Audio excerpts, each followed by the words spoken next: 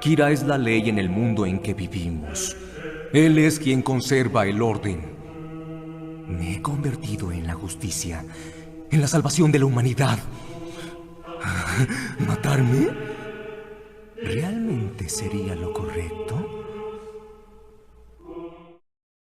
Después de mis dos extensos videos dedicados a analizar la primera y segunda parte de Death Note, no podía faltar mis comentarios sobre el final de la serie, aclaraciones sobre el desarrollo de los personajes y algunas observaciones sobre el mensaje que la obra pretende transmitir. ¿Saben? Hay algo que recientemente llamó mi atención. En mis tiempos de antaño como internauta, me tocó presenciar el cómo esta obra era universalmente aclamada, tanto por los llamados elitistas, como por el público más casual y ajeno al anime. Es cierto que Death Note nunca fue un producto 100% perfecto, mas sí es de elevadísima calidad. Pero resulta que, desde mi inactividad hace tan solo un par de años, surgió una cierta tendencia aquí en YouTube de pretender hacer creer que Death Note en realidad no es tan buena serie, que está repleta de guionazos, o incluso peor, que los protagonistas carecen de desarrollo y están mal escritos. Normalmente yo ya estaba acostumbrado a las quejas del público respecto a la segunda mitad de la obra, pero me asombró que ahora se trate de cuestionar su calidad narrativa de inicio a fin. De más está decir que considero a todas estas acusaciones como completamente infundadas a partir de una simple apreciación del manga, y agradecería la difusión de mi trilogía de videos para que más gente pueda abrir los ojos en torno a este tema. Sin mayor dilación, podemos empezar. Primero retomemos lo evidente, mi análisis anterior tenía el propósito de desmentir el mito de que Nier sea una copia barata de L, así como refutar la frecuente tendencia de tachar a los sucesores como personajes flojos y mal escritos, y demostré mi punto valiéndome de los hechos narrados en el propio manga. Pero para sumarizar todo lo que expliqué en otra oportunidad, será mejor echar un vistazo a la siguiente comparación. La clase de evolución por el que pasan los tres genios no podría ser más diferente. Está claro que el arco argumental que experimenta L consiste en una caída de su trono, un pase a la decadencia. Al inicio de la serie él se encontraba en la cima del mundo, el único hombre por encima de la ley y la justicia, pero todo eso cambia cuando decide aceptar a Kira como un rival a vencer, puesto que terminaría por conocer la derrota máxima a manos de un monstruo igual de astuto e infantil que él, pero mucho más delirante y peligroso. Por otro lado, la historia de Melo es un camino de redención, un terrorista con serios complejos de inferioridad que debe aprender a dejar a un lado sus odios y rencores para cumplir su sueño, aunque tenga que sacrificar su vida para lograrlo. El arco de Nier es uno de apertura, la historia de cómo un superdotado frío y calculador asciende a la victoria por reconocer humildad y expresar abiertamente sus límites y creencias más personales. Siguiendo estas premisas, se entiende el por qué él es un personaje estático, en el sentido de estar ya formado y desarrollado desde su primera aparición, no necesita aprender algo nuevo, por el contrario, él es la barrera a superar por el resto de genios, constantemente referenciado de esa forma en la obra. Diferentes ángulos toman Melo y Nier, dado que el primero evidentemente aspira a un camino de superación de sus males y odios más profundos, y el segundo tiene un camino de reflexión respecto a su comportamiento cuestionable y altanero de su etapa inicial. Podría añadir muchas otras diferencias significativas, como el grado de percepción de la justicia. Él ha confesado en múltiples ocasiones que él no actúa para preservar la justicia, más bien, lo hace por mero entretenimiento, resuelve casos como un hobby y en el trayecto no está exento de violar algunas leyes y lo ve necesario para sus fines, pero eso no significa que sea un completo desalmado, dado que todavía cree en ciertos valores éticos respecto a la protección de sus colaboradores policíacos. Melo de plano no cree en la justicia, su visión es mucho más pasional, él considera que los intereses personales, los sueños de cada uno, van por encima de cualquier vestigio de legalidad, pero mantiene cierto código de honor con aquellas personas que siempre cumplen su palabra. Nier sostiene una creencia de relativismo moral, que la justicia es subjetiva, no existe un concepto absoluto de la misma, cada quien tiene su propia interpretación sobre lo que es bueno y malvado, y en base a ese razonamiento es que el chico albino adopta una visión pragmática, no importa si es necesario hacer trampa o realizar grandes sacrificios con su equipo, todo puede ser válido para obtener la victoria ideal, para acabar con el enemigo de la forma más satisfactoria. Incluso las dinámicas con sus equipos difieren bastante, mientras L tiene una relación más personal con algunos miembros de la policía japonesa y nunca estuvo dispuesto a sacrificarlos o provocar que les hagan daño, Melo simplemente considera a sus subordinados mafiosos como piezas desechables una vez cumplidas sus funciones, y Nir procuraba mantener una relación formal con sus agentes, pero no tenía escrúpulos en sacrificar sus vidas si eso le concedía ventajas decisivas en el caso. Una vez expuesto todo esto, espero que mi punto haya quedado más claro para el público. Estos tres detectives son totalmente diferentes, tienen orientaciones narrativas diferentes, caracterización diferente, y sobre todo, una conclusión pertinente a las historias de cada uno. Y hablando de estas conclusiones, será mejor adentrarnos en los últimos capítulos del manga, un clímax más directo y crudo conforme al ambiente de la obra, y de paso contrastarlo con la versión del anime, el cual nos ofrece una perspectiva con un mensaje menos complejo pero más emocional diría yo, aunque con muchos más agujeros de guión. Nos habíamos quedado en que la reunión en persona entre el equipo de Nir y la policía japonesa al mando de Light ya había sido pactada para una fecha concreta en un lugar apartado del público, supuestamente bajo la fachada de intercambiar las pruebas que iban a poner un cierre al caso Kira de una vez por todas. Era la jugada final, un escenario en donde ambos contendientes llevarían a cabo sus planes maestros para eliminarse mutuamente. Hay que recordar que desde la segunda parte de la obra, Yagami no solo se ha vuelto cada vez más radical, sino que para estos últimos tramos, sus niveles de soberbia y vanidad también se intensifican. Hablamos de un Light tan confiado como para clamar que conoce exactamente lo que piensan sus enemigos, o para burlarse del nivel intelectual de los agentes que lo rodean. Todo esto se explica por su trayectoria. Kira se ha batido exitosamente contra los genios y organizaciones más imponentes del mundo. En su mente concibe que hacen falta los sujetos más habilidosos que han existido para siquiera suponerle un reto, y al haber usurpado el título del mejor detective, considera que es poseedor del derecho a inferiorizar a su competencia. Por ello se refiere a Nir como un estúpido y blandengue, alguien muy inferior a él que no tiene el coraje necesario para ganar a como de lugar. Ya sea por colocar a su viejo enemigo L en un pedestal, o por subírsele los humos a la cabeza y subestimar el límite de sus nuevos rivales, este factor fue clave para su posterior derrota final.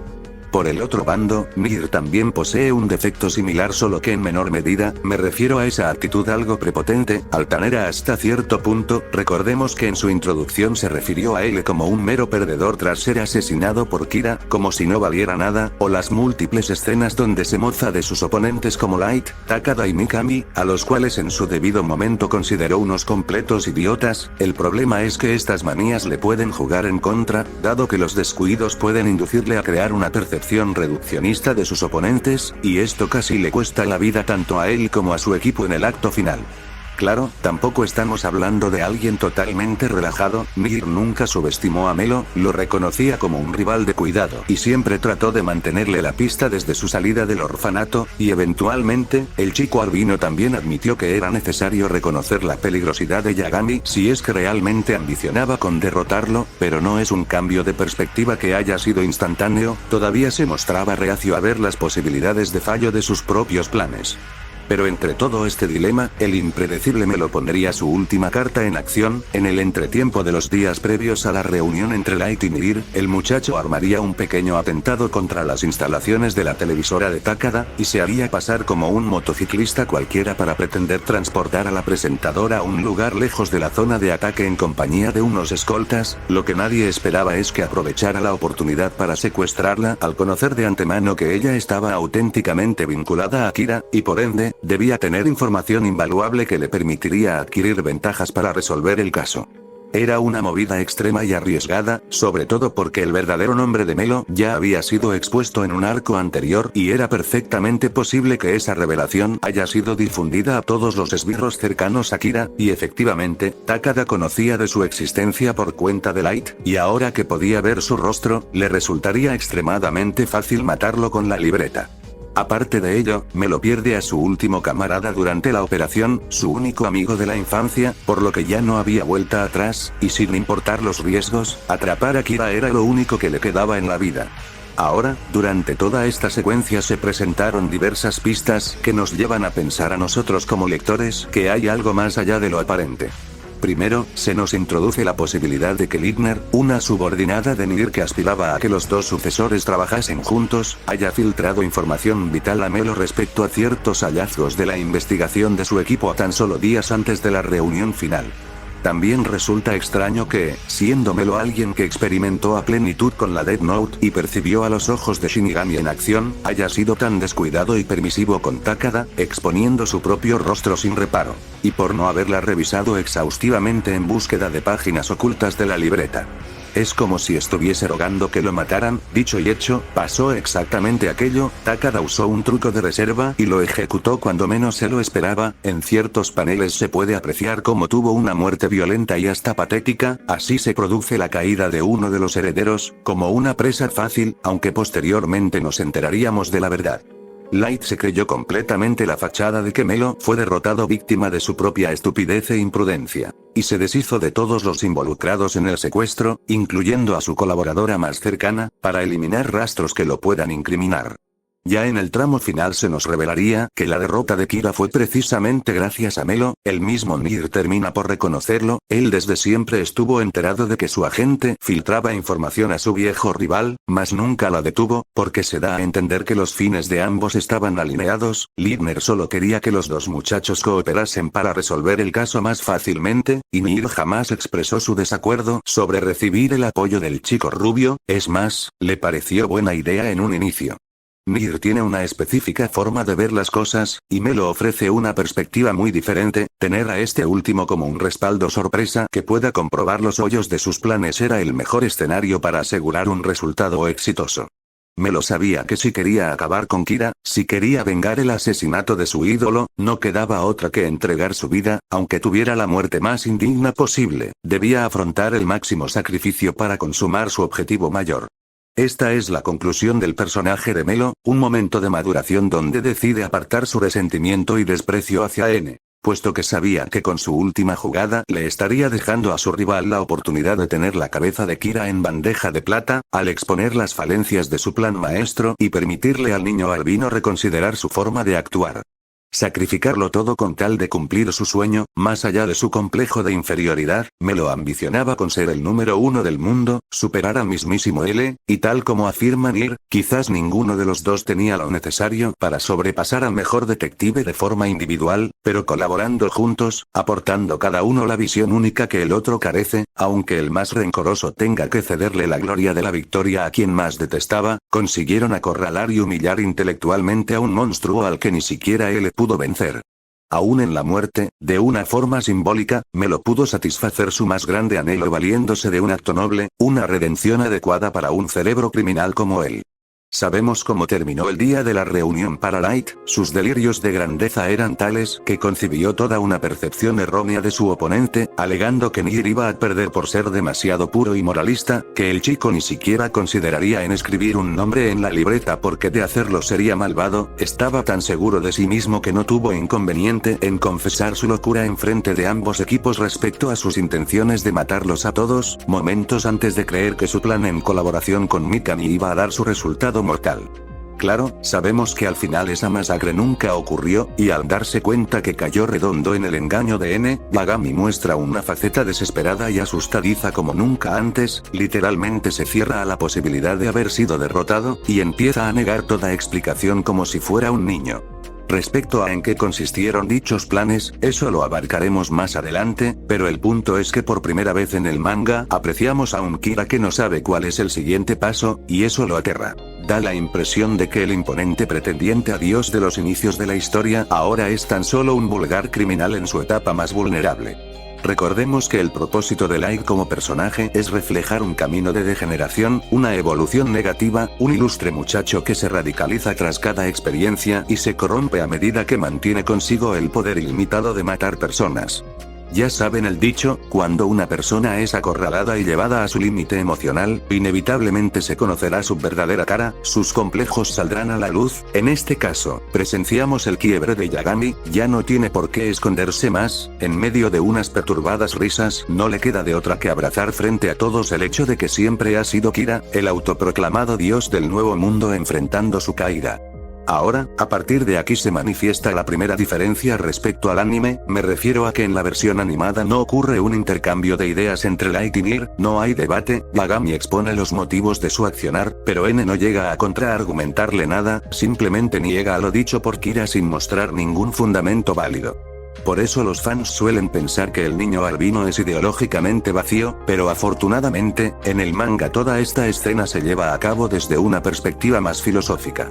Estamos hablando de un Light que aprovecha el último intento para justificar su propia existencia, introduciendo una duda legítima, ahora que su identidad como Kira ha sido revelada, ¿qué proseguiría? ¿Matarlo en ese almacén? Él alega que, al haber moldeado la sociedad al punto de encarnar la mismísima justicia prevalente, al lograr que la población se acostumbre a su rol como el defensor del orden, ¿acaso eliminarlo sería realmente lo correcto? El mundo ha cambiado, la mentalidad colectiva que antes rechazaba a Kira se ha transformado en un sentimiento de aceptación tácita, y no es difícil entender el porqué. Primero y obviamente está el factor miedo, pero también influyen los impresionantes logros de la era Kira, el acabar con todas las guerras y reducir el crimen mundial en un 70%, un mundo que a fin de cuentas es más seguro. Ciertamente Light es intolerante con quienes le ejercen un mínimo de oposición, pero eso no evita que sea consciente de la importancia de las libertades individuales, él sabe que las personas tienen su derecho a buscar la felicidad, pero detesta a los saboteadores, criminales, la escoria social que ha llevado a la humanidad al borde del abismo, aquellos que interfieren con las metas y sueños de la gente inocente, por eso él piensa que ese tipo de personas han perdido el derecho a vivir, y deben ser erradicados. Light sostiene que esa maldad solo da luz a más maldad, las fechorías impunes son un factor corruptor que orientan a personas aparentemente rectas a tomar el camino más turbio con tal de obtener lo que quieren, por ende, los criminales que están más allá de la salvación deben ser exterminados, mientras que los malhechores comunes deben ser propiamente castigados mas no necesariamente asesinados, ese es el tipo de justicia con el que Kira planea direccionar a la sociedad, un condicionamiento invisible, las personas que no aprendan a realizar su proyecto de vida respetando los derechos de los demás desaparecerán progresivamente, y los espectadores de semejante suceso entenderían que de seguir los mismos pasos obtendrán el mismo destino. A Yagami le enseñaron que matar es un crimen, sabe que es algo malo, pero lo ve como el único método para corregir a la humanidad, su objetivo es que por medio de los beneficios de ejecutar su justicia, algún día la población termine por aceptar el asesinato como algo virtuoso si es utilizado para un fin mayor, y por la persona indicada. No obstante, Light también manifiesta algunos de sus delirios en su discurso, por ejemplo, él cree ser un elegido para limpiar el mundo, alguien que recibió la Death Note por acto del destino, cuando nosotros sabemos que hasta el mismo Ryuk desmintió esa creencia desde el capítulo 1.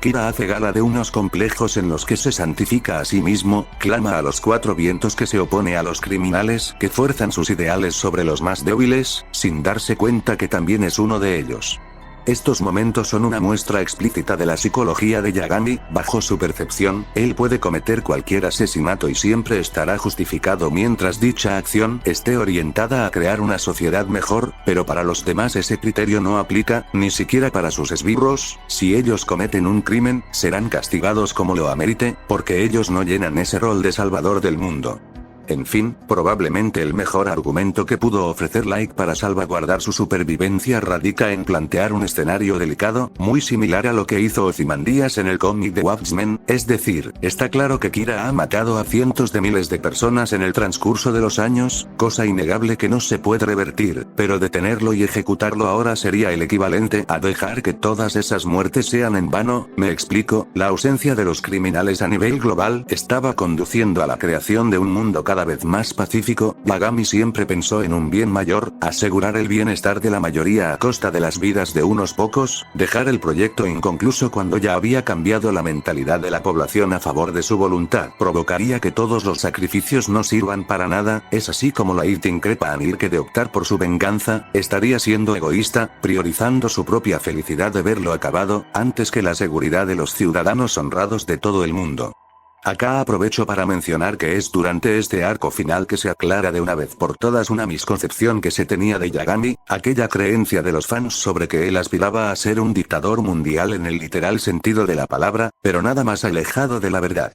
Se nos revela en varios paneles del manga cuál es la visión a largo plazo que tenía Kira para la sociedad. Su mundo perfecto simplemente sería aquel en el que no haya nadie que ose con impedir las muertes de criminales por su mano. Él mismo afirmaba que la muerte de su padre fue necesaria para cimentar la presente realidad ideal en la que semejante gente honrada ya no tiene que perecer ni sufrir. Básicamente es la confesión de que no le interesa intervenir en asuntos políticos. A Kira le basta el condicionamiento tácito a las masas que el poder de la libreta puede ofrecer, mientras su persona permanece de manera cómoda y segura en el anonimato. Ahora bien, Nier en esta versión no se queda callado ante el discurso de Light. Aquí activamente pretende refutar las afirmaciones de su adversario y de paso sincera sus pensamientos ideológicos más íntimos, resultando en el momento cúspide de su evolución como personaje.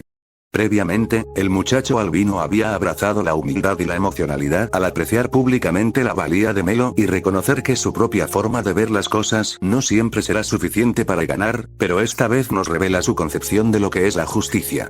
Primero le contesta a Light enfatizando su rol como un vulgar asesino en masa. Para N, el mayor delirio de su enemigo y lo que lo distancia de las personas ordinarias que hubieran utilizado la libreta por mera curiosidad o hasta por intereses egoístas, fue el acto de emplear el poder del Shinigami para confundir su propia identidad y desarrollar un complejo de Dios, es decir, concebirse a sí mismo como un elegido, un ícono de la justicia y alguien destinado a cambiar el mundo. Pero incluso Nier reflexiona y comenta que la moralidad es subjetiva, lo que para algunos puede ser bueno, para otros será visto como malvado. En ese sentido, cada persona tiene un poco de Kira en su interior. Nosotros fabricamos nuestras creencias y las consideramos como las correctas o las virtuosas, y el chico albino no es la excepción. Es así que bajo su mentalidad, Light es el malvado de la historia, aquel humano que ha ganado los medios sobrenaturales para imponer a todos los demás su propia visión acerca de lo que debe y no debe hacerse, y matar a quien pretenda hacerle frente, pues Kira ignora lo que otras personas puedan considerar que es lo correcto.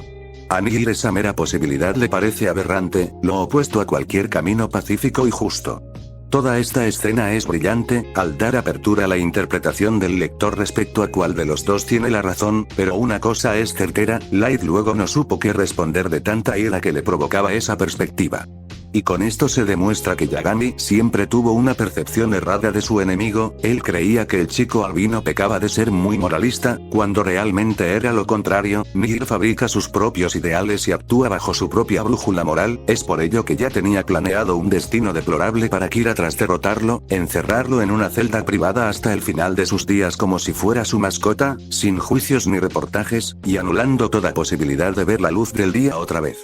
Esta crudeza en sus tácticas nos lleva al siguiente punto, a lo que a mi parecer es la mayor diferencia entre el final del anime y el del manga.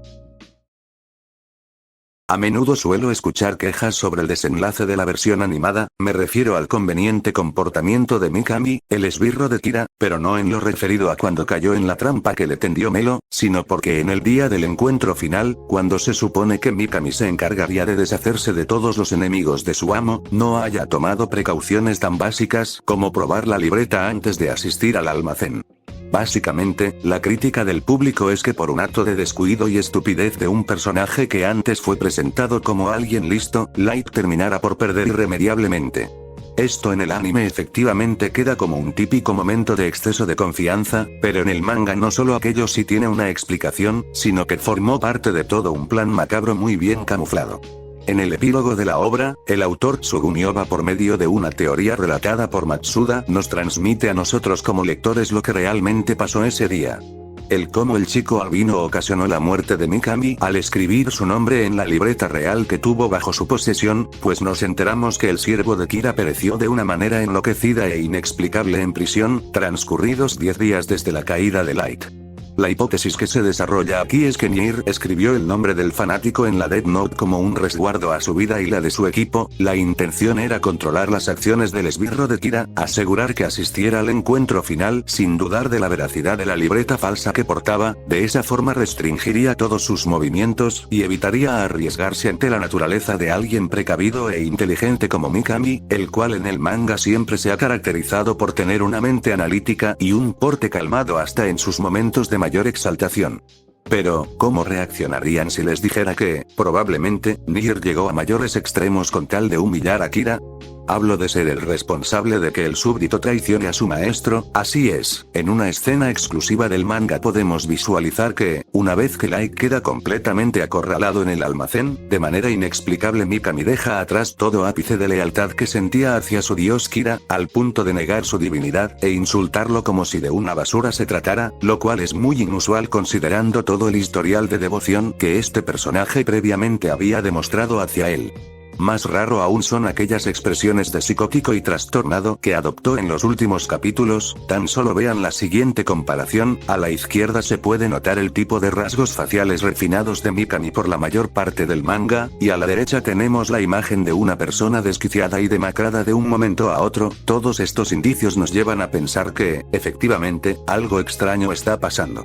En una entrevista posterior a la publicación final de su obra, Sugumioba comentó que para él, el personaje más inteligente de Death Note es Nier, puesto que, entre comillas, este hace trampa. Lo curioso de esto es que no le podemos apreciar en ningún momento de la serie haciendo trampa como tal, únicamente esta frase cobra coherencia si tomamos como verdadero el plan de escribir el nombre de Mikami en la Death Note, restringir su ingenio y astucia, y como bonus, inducirle una locura artificial para forzarlo a mofarse y rechazar a su amo, todo con tal de impulsar todavía más el quiebre emocional de Light, cosa que sería perfectamente plausible si recordamos que varios capítulos atrás, el equipo de Nier había tomado conocimiento de toda la información provista por Mogi acerca de los métodos utilizables para matar con la libreta, junto a la posibilidad de controlar las acciones de una víctima hasta llegada la fecha planificada de su muerte.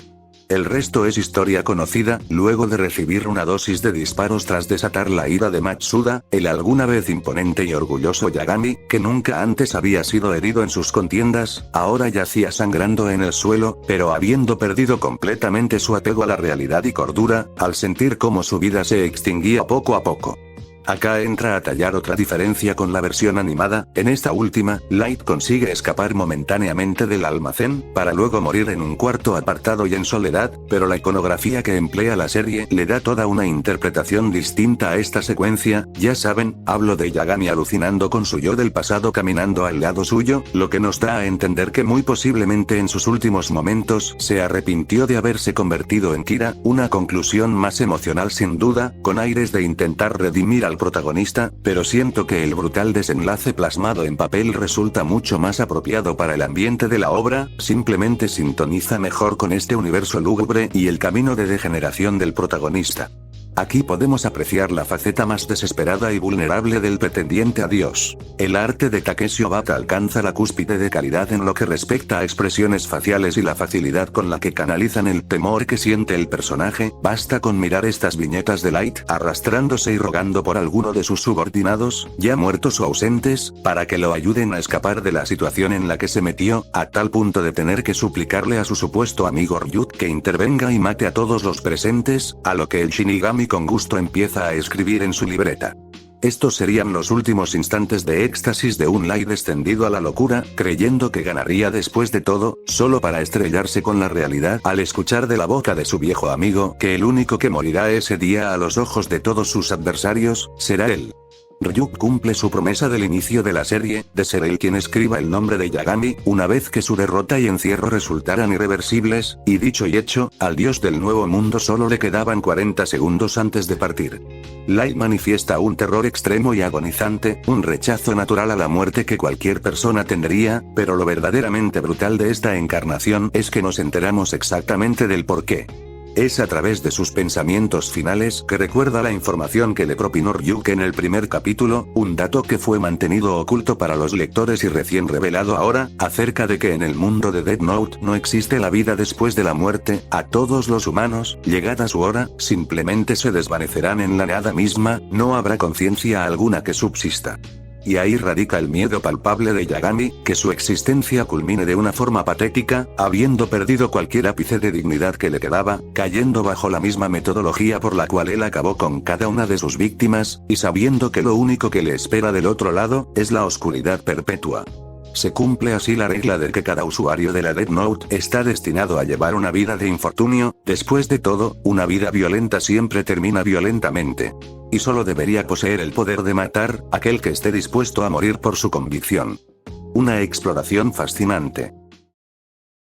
Habiendo narrado todo lo anterior, debo confesar que, a pesar del excelente manejo de los personajes en el tramo culminante de la historia, existe un legítimo defecto con el final, algo en lo que tengo que darle el punto al público general, y es la presencia de un hueco argumental relacionado a los planes maestros de los personajes que fácilmente pudo ser evitado.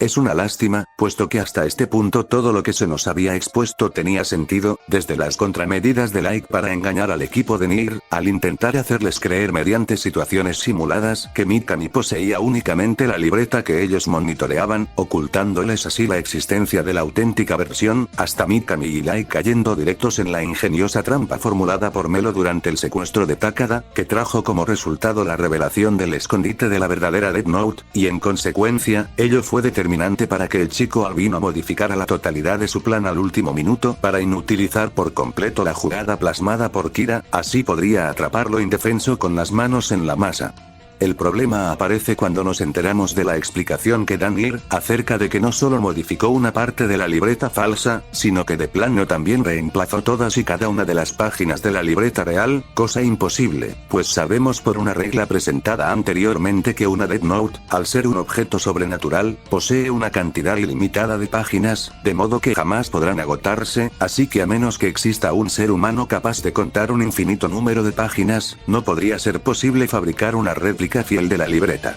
Pero esperen, hay más. Si de por sí resulta dudoso que los agentes de N puedan infiltrarse como si nada en el depósito de un banco, evadiendo toda seguridad y detección para extraer la libreta de Mikami, imaginen mi sorpresa al enterarme que el imbatible megagenio, responsable de recrear cada una de las páginas de la libreta auténtica, imitando el tipo de escritura de Mikami a la perfección en tan solo un día, fue un personaje ultrasecundario del equipo de Nier que apenas si tiene diálogos. Claramente esta es una tarea esencialmente irrealizable que perjudica la plausibilidad y coherencia argumental que la serie había logrado plasmar durante el arco final. De más está decir que un plot hole como este nunca debió existir, puesto que el escenario de la teoría de Matsuda que ya expuse previamente, no requiere como acto necesario la adulteración integral de las libretas. En fin, más allá de la obra principal, Sugunyoba ha sacado un par de one-shots que expanden un poco el universo. Siempre ha sido una idea interesante el explorar cómo otros individuos con perspectivas muy distintas a Light emplearían la libreta, desde un empresario sin escrúpulos, pasando por un fanático consumado, hasta un rechazado social, y más recientemente, un estudiante común y corriente sin delirios de grandeza. El one-shot de Nier ofrece una historia muy corta sin mucho que comentar, lo que sí destaco es que deja explícito el desarrollo que Nier alcanzó tras la derrota de Kira, hablo de una apertura a la humildad, un esfuerzo constante por hacer remembranza de las formas de ser de su ídolo y compañeros caídos, homenajeando así a sus metodologías sin que ello implique abandonar por completo su identidad propia, pues como recalca su equipo, quizás el chico albino no sea exactamente como su antecesor, pero de todas formas sigue siendo el único el mejor detective del mundo. Pero al one shot más reciente lo calificaría como extraño. Es verdad que Oba sigue demostrando un excelente manejo del ritmo en sus obras, sabe cómo plantear premisas interesantes y plasmar adecuadamente momentos dramáticos y de tensión, pero no está exento de meter conveniencias muy notorias como el convertir a Ryuk en un semiesclavo del portador de la libreta capaz de ejecutar a la primera orden y sin chistar unas tareas impensadas para su yo de la serie original, o incluso recurrir a un Diabolus ex machina, como lo es todo el desenlace en torno a la nueva regla del rey Shinigami. Lo que me llamó la atención es el trato hacia el personaje de Nier. No solo lo vemos con un aspecto descuidado y rasgos inexplicablemente demacrados para su edad y sin que a nadie le importe, sino que asume una actitud derrotista demasiado pronto y su único rol en la historia es admitir que fue derrotado por alguien a quien ni siquiera llegó a conocer. Considerando que para este especial ha transcurrido casi una década desde los eventos pasados, mi propio headcanon para explicar todas sus desgracias es que el nuevo L empieza a sufrir los efectos de la maldición que deriva de haber utilizado una libreta de la muerte. Para algunos la justicia es alcanzar un bien mayor, para otros es justicia cumplir los sueños que tenemos, y otros dirán que lo justo es una mera fabricación que se acomoda al bando ganador. Muestras como esas son la prueba de que Death Note es una obra cuya temática nunca envejecerá. Diría que su principal dilema moral sobre cómo lidiar con la criminalidad está más vivo que nunca en nuestras sociedades actuales. Tras la desaparición de Kira, el mundo poco a poco volvió a ser como antes, revirtiéndose así todo lo que alguna vez consiguió.